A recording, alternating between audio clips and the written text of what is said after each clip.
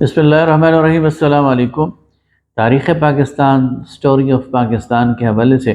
آج ہماری تیسری نشست ہے۔ اس نشست میں ہم 18ویں صدی، 19ویں صدی، 20ویں صدی کے دوران بر صغیر میں جو مسلمانوں کی شعور کی آبیاری کے لیے اور ان کی اجتماعی بیداری کے لیے جو تحریکیں چلتی رہی ہیں ان پر بات کریں گے، اور ہم یہ دیکھیں گے کہ جستہ جستہ کس طرح مسلمان جو ہے وہ خواب غفلت سے بیدار ہوتے رہے، انگڑائیاں لیتے رہے، اور ان کے درمیان ایسی شخصیات ابھرتی رہیں جو ان کو اپنے مقصد سے قریب کرتی رہیں اور انہیں عمل پر ابھارتی رہیں اور ان کے اخلاق اور اعمال کی اصلاح کرتی رہیں۔ اس سلسلے میں اگر سب سے پہلے ہم دیکھیں تو بنگال کے اندر ہمیں فرائضی تحریک نظر آتی ہے جو مولانا شریعت اللہ نے لانچ کی تھی۔ بنگال کے اندر مسلمان اگرچہ ان کی ایک بہت معتمد بے تعداد موجود تھی، لیکن وہ سارے کے سارے کمزور طبقے سے تعلق رکھتے تھے اور زیر دست تھے۔ وہاں کی تجارت اور وہاں کی جو زراعت ہے وہ ہندو کے قبضے میں تھی، اور یہ ہندو مسلمانوں کا مسلسل استحصال کرتے رہتے تھے۔ اس صورتحال کو دیکھ کر مولانا شریعت اللہ نے مسلمانوں کو منظم کرنے کی کوشش کی،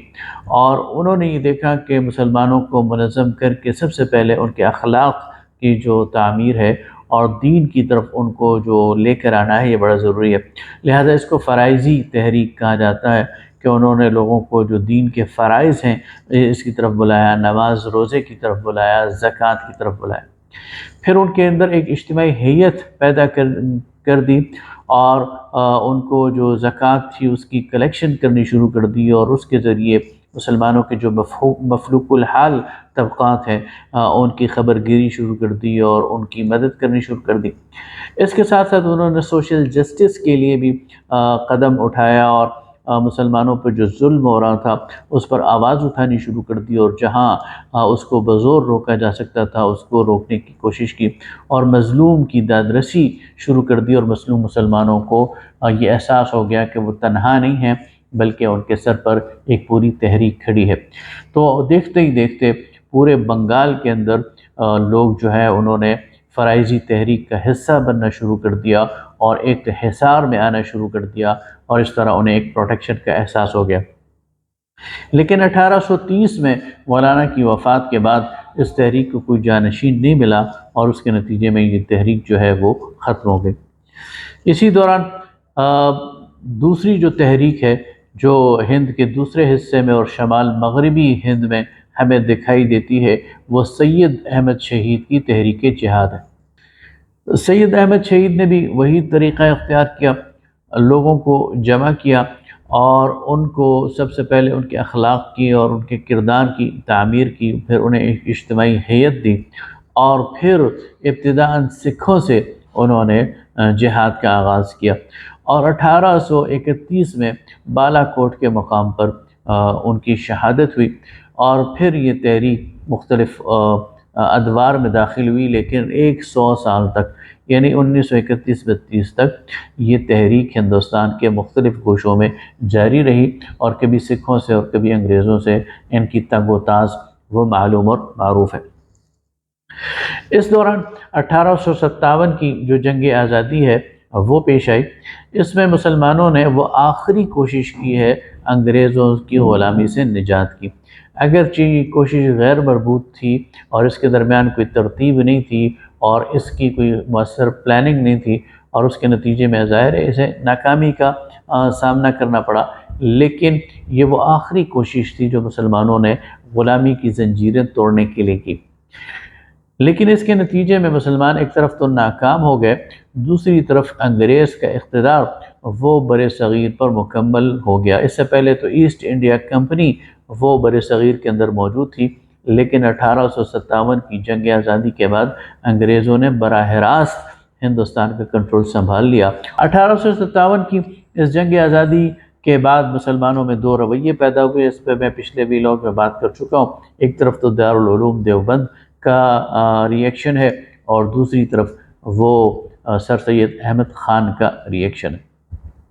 سر سید احمد خان کے اس ریئیکشن کے نتیجے میں مسلمانوں کے اندر ایک ایسا طبقہ پیدا ہوا جو ایک طرف تو انگریزی زبان کی طرف انہوں نے رخ کیا اور جدید تعلیم انہوں نے حاصل کرنی شروع کر دی، اور دوسری طرف وہ انگریز کی وفاداری کا دم بھرنا شروع ہو گئے۔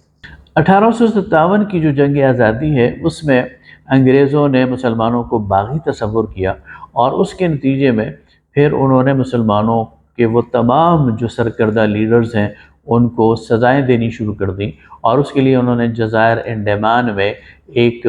جزیرہ منتخب کیا جسے کالا پانی کہا جاتا ہے، اور اس میں مسلمانوں کو قید کرنا شروع کر دیا، مسلمانوں کے لیڈرز کو۔ اس دوران جب انگریزوں کو اندازہ ہوا کہ مسلمانوں کے اندر جو جذبہ جہاد ہے یہ جب تک سرد نہیں پڑے گا اور جب تک مسلمان اس سے باز نہیں آئیں گے، مسلمانوں کی ریزسٹنس ختم نہیں ہو سکتی، تو انہوں نے ایک چال چلی، اور وہ چال پوری ریسرچ کی بنیاد پر انہوں نے چلی۔ انہوں نے اپنے وفود، انہوں نے اپنے راہب اور پادری ہندوستان کے مختلف حصوں میں بھیجے، اور انہوں نے لوگوں سے ملاقاتیں کی اور برصغیر کے احوال انہوں نے جاننے کی کوشش کی، اور واپس جا کر انہوں نے جو رپورٹ مرتب کی وہ یہ تھی کہ برصغیر کے اندر اگر مسلمانوں کے اندر آپ نے جذبہ جہاد کو ختم کرنا ہے تو اس کا ایک ہی طریقہ ہے کہ یہاں نئی نبوت کو لانچ کر دیا جائے، ایک اپوسٹل پروفٹ بھیج دیا جائے، ایک ایسا شخص لانچ کر دیا جائے جو کہے کہ مجھ پر وحی اترتی ہے، اور یہ ممکن ہے کہ پھر لوگ اس کی طرف متوجہ ہوں اور وہ لوگوں کو جہاد سے الگ کر دے۔ چنانچہ باقاعدہ ایک سازش کے ذریعے غلام احمد قادیانی کو لانچ کیا گیا، اور اس نے پنجاب کے اندر قادیان کے اندر نبوت کا دعویٰ کر دیا، اور پھر غلام احمد قادیانی کی جو تحریرات ہیں اس میں وہ خود یہ بات لکھتے ہیں کہ میں جو انگریزوں کا کاشت کردہ ایک پودا ہوں، اور ان کو میری آبیاری کرنی چاہیے، اور میں نے اور میرے خاندان نے فلاں فلاں مواقع پر انگریزوں کی وفاداری کی ہے۔ تو یہ وہ ایک ان کا شطرنج کا داؤ تھا جو کہ ظاہر ہے کہ نہیں چل سکا، اور برصغیر کے مسلمانوں نے اور علماء نے اس کا مقابلہ کیا۔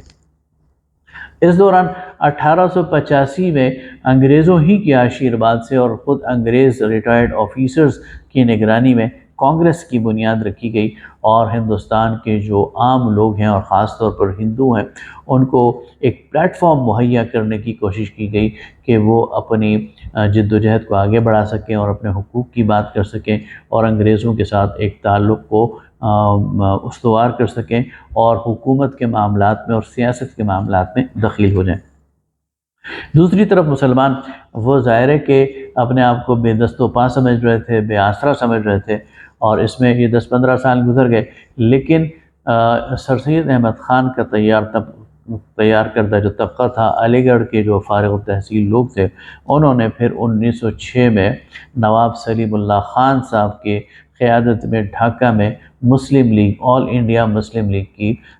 بنیاد رکھی، اور بنیادی طور پر یہ مسلم لیگ یہ ایک تو کانگریس کا ریئیکشن بھی تھا، اور دوسرا یہ تھا کہ انگریزوں کے ساتھ اپنی وفاداری کو ثابت کیا جائے۔ اس وقت جو پہلا ڈکلیریشن انہوں نے دیا تھا اس میں یہ بات لکھی تھی کہ to foster the sense of loyalty, کہ انگریزوں کے حوالے سے مسلمانوں کے اندر احساس وفاداری جو ہے وہ پیدا کر دی جائے۔ بہرحال اسی دوران جو ہے وہ 1905 میں وہ انگریزوں نے بنگال کو تقسیم کر دیا۔ اب انگریزوں نے انتظامی بنیاد پر بنگال کو مشرقی اور مغربی حصوں میں تقسیم کر دیا، لیکن اس کا اثر یہ ہوا کہ جو مشرقی بنگال ہے اس میں مسلمانوں کی اکثریت ہے، اس کا جو دارالحکومت ہے وہ ڈھاکہ بن گیا، تو اس سے مسلمانوں کو فائدہ ہوا، لیکن ہندوؤں نے اس کو تسلیم نہیں کیا، اور پورے بنگال میں مظاہرے شروع ہو گئے اور فسادات شروع ہو گئے، اور بالآخر 1911 میں انگریزوں نے ہندوؤں کی ملی بھگت کے ساتھ بنگال کی اس تقسیم کو ختم کر دیا، اور یہ بات بالکل واضح ہو گئی کہ برصغیر کے اندر ہندوؤں کا اور انگریزوں کا نیکسس ایک ہے، وہ ایک ہی زاویے سے سوچتے ہیں، اور وہ کبھی بھی مسلمانوں کو پلتا بڑھتا اور فلرش کرتا ہوا نہیں دیکھ سکتے، لہٰذا ہر وہ کام کریں گے جو مسلمانوں کے مفاد کے خلاف ہو۔ 1915 میں مولانا محمود الحسن نے اور ان کے شاگرد مولانا عبید اللہ سندھی نے تحریک ریشمی رومال شروع کی۔ یہ تحریک کیا تھی؟ یہ تحریک بنیادی طور پر یہ تھی کہ انگریزوں کا مقابلہ کرنے کے لیے سلطنت عثمانیہ سے مدد لی جائے، اور سلطنت عثمانیہ کو اس بات پر آمادہ کیا جائے کہ وہ آئیں اور ہندوستان کے اندر مسلمانوں کا سہارا بنے اور انگریزوں کو شکست دیں اور یہاں پر بے شک اس پورے ہند کو سلطنت عثمانیہ کا حصہ بنا دیں۔ اب یہ بات بہت زبردست تھی اور اگر اس پر عمل ہو جاتا تو انگریزوں سے اور ان کی غلامی سے مسلمانوں کو نجات مل جاتی، لیکن دو چیزیں ایسی آ گئیں کہ جو اس تحریک کی ناکامی کا باعث بنی۔ پہلی بات تو یہ ہے کہ اس وقت خود سلطنت عثمانیہ وہ خلفشار کا شکار تھی اور کمزور ہو گئی تھی، اور وہ اس قابل نہیں تھی کہ وہ اٹھ کر مسلمانوں کی کوئی مدد کر سکے۔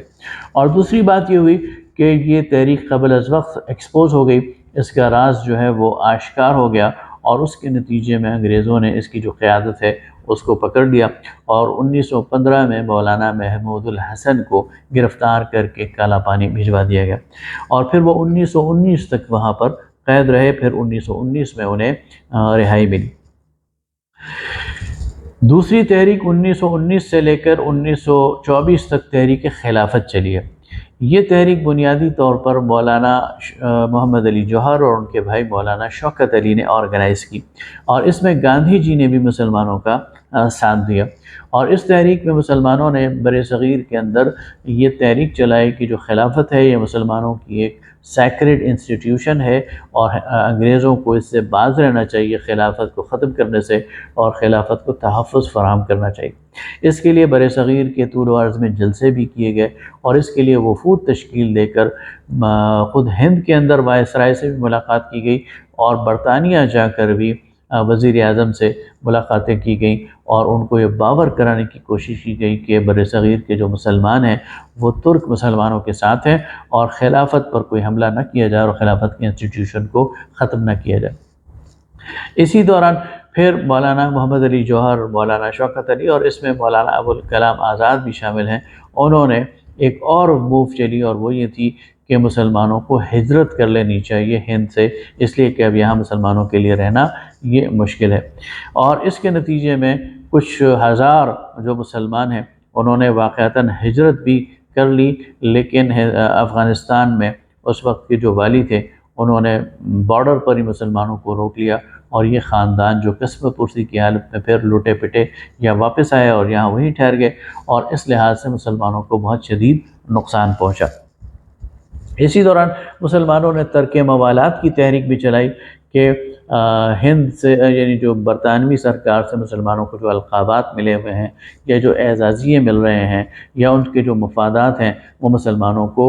واپس کر دینے چاہیے، یعنی ایک سوشل بائیکاٹ کر دینا چاہیے انگریزوں کا، اور انگریزوں کے ساتھ کسی قسم کے تعلق کو روا نہ رکھا جائے، اور اس طرح کی چیزوں نے مسلمانوں کے اندر ایک بیداری کی لہر پیدا کر دی۔ اس دوران 1934 میں قائد اعظم محمد علی جناح وہ مسلم لیگ میں ایک دفعہ پھر شامل ہو گئے، اور پھر انہوں نے مسلم لیگ کو آرگنائز کرنا شروع کر دیا۔ قائد اعظم پر الگ سے ویلاگ میں ہم بات کریں گے۔ اس دوران 1937 کے انتخابات ہوئے، جس میں مسلم لیگ نے الگ حصہ لیا، کانگریس نے الگ حصہ لیا، لیکن مسلم لیگ کو اس میں شکست ہوئی اور مسلمانوں کی توجہ حاصل نہ کر سکی۔ اس سے پہلے 1930 میں الہ آباد کے مقام پر علامہ اقبال پاکستان کا تصور پیش کر چکے تھے۔ اب مسلمانوں کے اندر ایک یعنی ایک یہ سیاسی شعور بیدار ہونا شروع ہو گیا، اور صاف نظر آ رہا تھا کہ برطانوی سرکار وہ ہند سے نکلنا چاہتی ہے، لہٰذا مسلمانوں نے مارچ 1940 میں قرارداد پاکستان پیش کر دی، اور یہ واضح کر دیا کہ برصغیر کے مسلمان اب الگ ملک لے کر رہیں گے، اور ان کا جو مستقبل ہے وہ الگ ملک سے وابستہ ہے۔ تو 23 مارچ 1940 کو لاہور میں منٹو پارک میں